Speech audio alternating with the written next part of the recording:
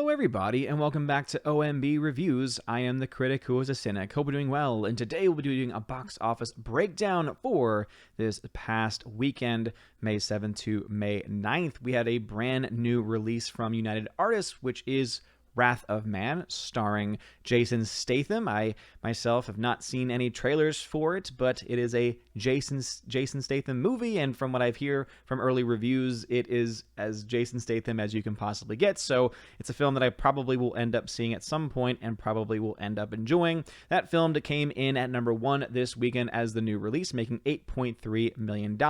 Demon Slayer continues to make money, adding 183 more screens and more theaters to its current release, which just goes to show that the film is doing much better than anyone had originally expected it to. A 53% drop now in its second week, making $3 million. Mortal Kombat still in that third place slot here, making $2.4 million, and that is a 61% drop after losing 141 theaters. What I find the most interesting, though, is that when you compare the Mortal Kombat numbers to the Godzilla vs. Kong numbers, and that Mortal Kombat's in week 3, whereas Godzilla vs. Kong is in week 6, you start to see why I've had this mindset for a while that Mortal Kombat is likely not going to be able to make its money back, not just based off of the projections that I've made using the equations that I typically do to make these types of predictions, but also because, the money really isn't coming in all that much and is vastly slowing down, similar to what we saw with Godzilla vs. Kong, where it made a lot of money up front and is still projected to make a little bit more, but it's slowing down tremendously, and the vast majority of the money that it's made is still located in China, which makes it very difficult to really understand or really accept Godzilla vs. Kong as being a huge financial success, not knowing any of the other numbers and the other revenue streams like HBO Max and things like that, because again, they get very little money returned to them for releasing those films in China, is typically the way that deal goes. What is actually pretty cool, though, is that the film Nobody, which is currently in its 7th week, still made around $801,000, but has continuously made money even after 7 weeks, to the point of finally actually being able to net profitability. It's been a long time since I've been able to say, I feel like it's been a long time since I've been able to say that a film has been actually net gain, net positive, but sure enough, we have indeed Nobody. Fantastic film, very much reminiscent of, and this makes sense since it has the same writer, of the John Wick franchise, and the director in this case being the same one who did Hardcore Henry, which seemed to be a pretty good combination and enough to get people in the seats, right? To get people's butts in seats to go see it and spend enough money for it to have a net gain profit. So we'll talk about that as well. Before we get any further, though, please smash that like button and hit that subscribe if you have not done so already. So let's dive into some of these numbers. So Wrath of Man making around $16.4 million worldwide, though according to some sites I've read that it's actually closer to $25 million because it also has released in China. We've gotten updated China numbers, but as you all know, I use the numbers.com in order to get my box office numbers, because I used to use Box Office Mojo, and then IMDb bought them and changed their entire interface, and it's just ugly, and things that used to have access to for free are now behind a paywall. So I'd rather use the numbers, which is usually pretty on top of things as well. It's been very difficult to track down a budget for this movie, so I've looked in all the normal places that I typically do, and this is a Guy Ritchie film starring Jason Statham, so I imagine that it's probably on the lower budget. I'm guessing somewhere between 10 and 25 million budget, but again, that's just a best guess at this point. And we won't really know that until I can find and hunt down an actual official number, or they release it and update it on one of these various sites. But still, 16 to 25 million for an opening weekend for an off-kilter, non-brand, seemingly original film is usually a pretty good indication that the film is doing relatively well, especially during this era of pandemic where many theaters are still closed, or at the very least at limited capacity, and a lot of people are still afraid to even leave their house. Going on to Demon Slayer, continuing to make money domestically, up to $39.6 million. So again, I think that's a pretty respectable number for an anime film to be shown in this way. Again, this film did crazy numbers in Japan and has been doing great numbers in other markets as well, for having a total of $474.6 million. So shout out to Demon Slayer. Again, never seen it, never read the manga or know anything really about it. I've heard mixed things about the movie. Some people think it's a good film. Some people just don't like Demon Slayer. I've read in the comments section below some of my videos whenever I mention it. So it's just interesting to hear those different perspectives. Now, as I've said before, with Mortal Kombat, this is a movie making now $72.9 million worldwide. And I know that that seems like it's doing really well. I know that that seems like a high number during pandemic, but you have to keep in mind that Mortal Kombat still cost a pretty good amount of money to make, and you don't get 100% of the box office back. You have to always take into account the fact that studios do not get 100% of the box office receipts. So $72.9 million, especially in comparison to where it was last week, shows that this film is seemingly slowing down. And we could already see indications of that by looking to the fact that it's in its third week and it's starting to lose well over 100 theaters, whereas Demon Slayer, an anime, which was not put out at too many theaters, is in its third week, and even after drops from its initial release is still adding on theaters. So I think that, again, personally, I think that spells some pretty bad news for Mortal Kombat, especially when you compare that to the 6-week-old Godzilla vs. Kong, which only has around 200 less theaters, and again, only shed around 48 theaters this past weekend. And so, again, the fact that Godzilla vs. Kong is slowing down tremendously, and again, $93 million, it still very well potentially could make it to $100 million, but it's going to have to be in theaters a bit longer domestically, and it's going to have to consistently be able to make that kind of money back. Of course, we're about to enter into the summer movie season, which is not going to be as competitive as it has been in years past, but there are still going to be some new releases that do come out that will cause competition and could potentially lead to the film never reaching that $100 million mark. But again, it could still very well do so, and the question of profitability, though, is still, I think, very much on the table when it comes to that movie. And speaking of which, it's up to $422 million worldwide, and again, I have to point out the vast majority of that coming from China, $190 million of that $422 million. Again, typically these studios will only get about 25% of the box office receipts from China, because the vast majority of the money goes to not the Chinese companies, but to the Chinese Communist Party. So it doesn't matter if there's a company in the mix here that's owned by Chinese corporations or not, because the money is not going to end up back in the hands of the people running those companies. Raya and the Last Dragon, which is the Disney Pixar film, making $105 million, which really is sad. Again, for a Disney film to be stuck around $100 million. And I know that some are going to argue, yeah, but you have to take into account the Disney Plus premium amount and the fact that they're charging $30. I'm sure it made tons of money from that, but they're not ever really releasing those numbers to us. It's basically a, hey, trust us, we did well. It'd be really nice if they and other companies were able to release some actual statistical data that I could then use and crunch and be able to figure out other ways of calculating this kind of thing. But all we have is the box office, and that's all I'm able to really crunch the calculations on. And $105 million is definitely not a very good position for that film, especially with how much the film cost to make.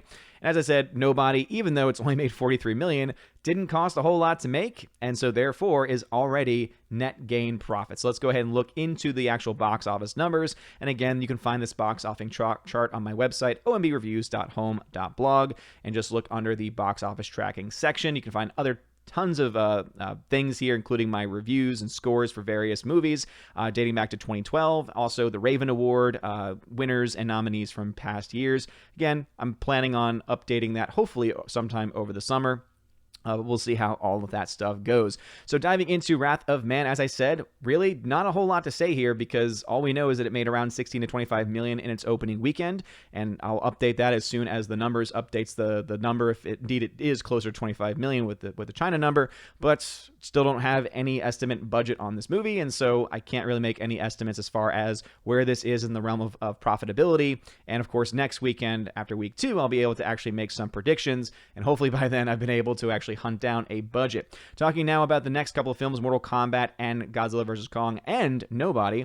As I said, when it comes to what we had with Mortal Kombat. The film actually did not cost as much as some other films typically would cost in this category. It cost around $55 million according to estimates, which means the total cost with marketing is around $82.5 million. My projections said the best this film could do is negative $2 million, what would probably be closer to a negative $10 million loss. And as you can see from this, now at making $72 million, it is still around negative $38 million. And it's interesting because supposedly there was a member of the marketing team for one of the companies that was behind the making of Mortal Kombat and said, oh, your stuff is so wrong. You know, they're already making sequels and planning on it. And here's the thing. Whenever I talk about these numbers, this does not mean that they're not going to go ahead and do a sequel. This does not mean that they're not going to keep making movies. I mean, let's keep this in mind. Disney has made so many more net loss movies than net profit movies in the past year, and yet they're still going to make movies. There's still a chance that they could try and take the stories that don't do well and continue them. Again, the movie Soul just won at the Oscars for Best Animated Feature, and that film technically was a financial failure, even though I personally even liked the movie based on the box office numbers that we have. And that was a movie that they released for free on Disney Plus. And so there really is very little that we can look to say that or explain how it could have made any of the money back based off of the box office numbers that we have. And so all I'm talking about here is based on the numbers and the amount of money that it's made. It does not take into account other revenue streams. And obviously, when the number gets relatively close to that net gain or that at least break-even point, one could, I think, argue that there's going to be enough in other revenue streams to make that money up. But when you're in the negative $38 million territory range, I think that that's still a bit much to be able to say that they would be able to make that up in other places. And obviously, HBO Max subscriptions are not going to be able to explain away that kind of financial loss.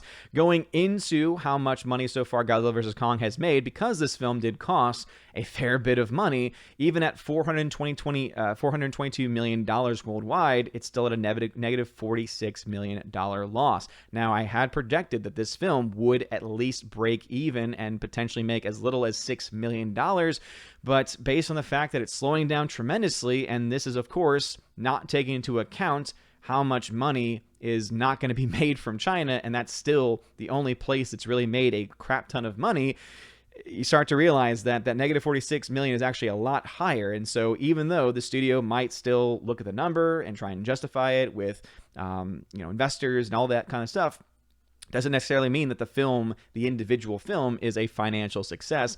And we all know studios will constantly justify making movies that don't necessarily need to be made in the first place. And then the last of the films to talk about is Nobody, which, as I said, finally gives me a movie to talk about. Again, as you can see from this, there's all these negative films going back a pretty decent ways at this point. Finally, during the COVID era, we have a net positive film, and that is the film Nobody with Bob Odenkirk, which was a $16 million budget, $24 million total cost. It has now made $43 million worldwide, meaning it's at $2.3 million in net gain and net profit. Now, this was a movie that I was not able to get a second weekend number 4, and so that's why there aren't any projections on how much or how little the film will make, but it's still very exciting to see a film, especially a film as good as Nobody was, which I still highly recommend to go see if you have not seen it already. It's good and cool to see a film actually make some money at the box office and not be one of these massive financial losses like what we see here with the negative 200 and negative $155 million for Raya and the Last Dragon and Wonder Woman 1984 respectively. And of course, rather, negative 86 million for Raya and the Last Dragon, negative $200 million for, which one was that? Wonder Woman 1984, which, again, massive loss for Warner Brothers there. And Soul, as I said, great film, negative $155 million loss, though. So, again, could they potentially make a sequel to Soul? Probably. Again, especially since it's an Oscar winner, they'll justify these films however they can, even if they are not necessarily films that made their money back. Again, that's just the nature and the way the box office goes. And I have not updated this number yet, but these are the numbers, at least for the most updated films that I've mentioned as of today, except for potentially Wrath of Man, which, as I said before, Some sites are reporting a little bit higher with a different China number. So what are your thoughts about this? Are you excited to see Wrath of Man getting some money? Have you seen it yet? Let me know your thoughts about that in the comment section below. Also, if you can find the budget for it, if you can provide a source, you may not be able to post a link, but if you can at least say, hey, check out this site to find out the budget, that would definitely be great and would be a benefit. So let me know any of your thoughts in the comment section below. If you like this video, smash that like button, hit the fire button, or rather light up the fire button if you're watching over on Odyssey. You guys are all great, amazing people. I hope you all have a wonderful day, and as always, God bless. And now for a huge shout out to all of my Patreon and Subscribestar members for the month of May. Ali C83, Andrew Hoyle, Biffer the Hobbit, Brian P, Dion, Divex, Enrique Evangelista, Father Christopher Miller, hail to you, Father. Father Damian Cook, Garrett Searles, Inflamed Wood, It's a Trap Productions, Jason Clark, Jacob Juice, Jeffrey Toone, Jonathan Carney, Laura the Modern Major General's Story, Mad Mitch Dunaway, Mike Jackson, Mr. Peabody and his evil twin with the beautiful hair, On to June, Orange Chat Reviews, Out of Step with Reality, Priscilla Hall, Riff Magos, Rosetta Udden, Steve Glasker, Miss Martin Muses, Theodore Benden, Tina Bojan, and Tina B. Thank you all very much for being my Patreon members this month. I really always appreciate you. And to my Subscribestar members, Fast Reaction, Nosferatu Gatsu, Stand For, John B., Perpetual Punster, Mr. Roy, Glinzer, J. Alex McCarthy Jr., Dean Heist, the new number 2, J-Rod, the Beer Guru, Nevadanji Adams, and ZK-Man. Thank you very much for supporting me on Subscribestar, and if you want your name shouted out at the end of every video and live stream, please consider joining on Patreon or Subscribestar. And if you join at some of the higher levels, you get access to things like giveaways, where every month I do giveaways of 4K titles, steelbooks, and Blu-rays. And again, more information can be found over on Patreon and Subscribestar. And at the higher levels, you also get access to an exclusive bi-monthly podcast. Depending on our schedules, we at least get one long podcast out. We try and get 2 podcasts out as often as we possibly can every single month with John the Flick Pick Flickinger. So again, check out more information. And if you are at the Chosen of Valhalla level, which is the highest level available, you not only get all of those things, you also get in your first month a free t-shirt and also access to the Chosen of Valhalla live stream, where I have my Chosen on a stream talking, asking questions, answering questions, talking about movies and anything that they want to talk about. So if all that stuff sounds like fun to you, check out those links below and support the channel in whatever way you can. I do appreciate you, whether you are a member, whether you are a supporter on Patreon, Subscribestar, or whether you are simply supportive in general, leaving comments and likes. I really greatly appreciate it. You guys are all amazing, beautiful people. Have a wonderful day. And as always, God bless.